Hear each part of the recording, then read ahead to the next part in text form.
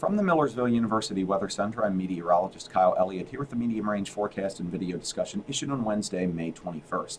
Well, the good news heading into Memorial Day weekend is that this damp, dreary, cloudy, and rainy weather that's going to be plaguing us today and tomorrow is going to be lifting farther north and east into New England and the Canadian Maritimes, but unfortunately it's going to still be quite chilly over Memorial Day weekend, both locally and at the beaches. So really a far cry from what is often deemed the unofficial start of summer. It's not going to feel like it this year. So without further ado, let me jump right on into things and start by taking a look at the Canadian model for 2 p.m. on Saturday.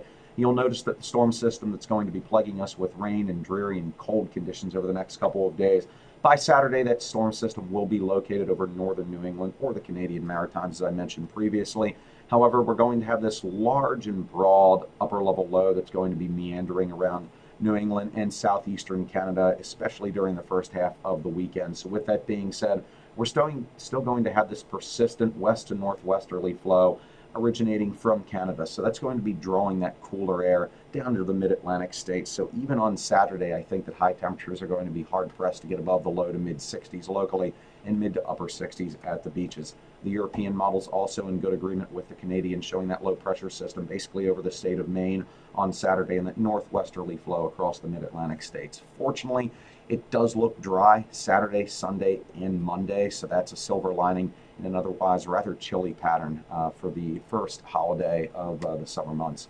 As we move into Saturday, you'll notice the storm system departs even farther into the Canadian Maritimes, but like I said before, we still have that persistent northwesterly flow out of Canada and this pocket of cool air lingering over the northeast. So even on Sunday, temperatures will still be hard pressed to reach the 70-degree mark. I can see it happening at some of the Delaware, Maryland, and southern New Jersey beaches, but in the lower Susquehanna Valley, I think high temperatures Sunday will still be in the mid to upper 60s, and we're going to have that persistent northwesterly breeze of 10 to 20 miles per hour. So it's going to feel quite cool outside, especially during the morning hours. Low temperatures both Saturday and Sunday nights will probably be in the mid to upper 40s. So it's going to be really feeling more like the middle or latter part of April than late May.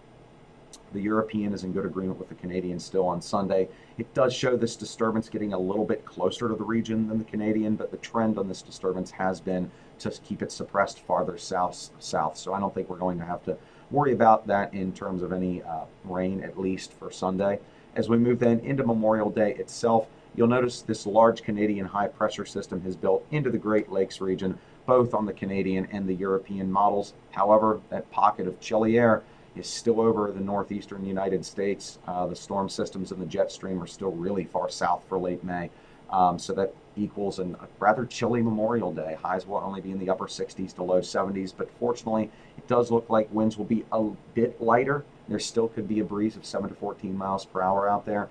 But overall, partly sunny skies and below normal temperatures look to rule the roost Saturday, Sunday, and Monday. If you are heading to the beach to plan a vacation or early season beach trip, well, honestly, you're going to want to wear a wetsuit in the water, both because of the air temperature and the actual water temperatures. They're still only in the upper 50s to around 60 along the New Jersey, Delaware, and Maryland beaches. So again, if you do plan on spending a prolonged period of time in the water, wear a wetsuit to avoid hypothermia or cold water shock.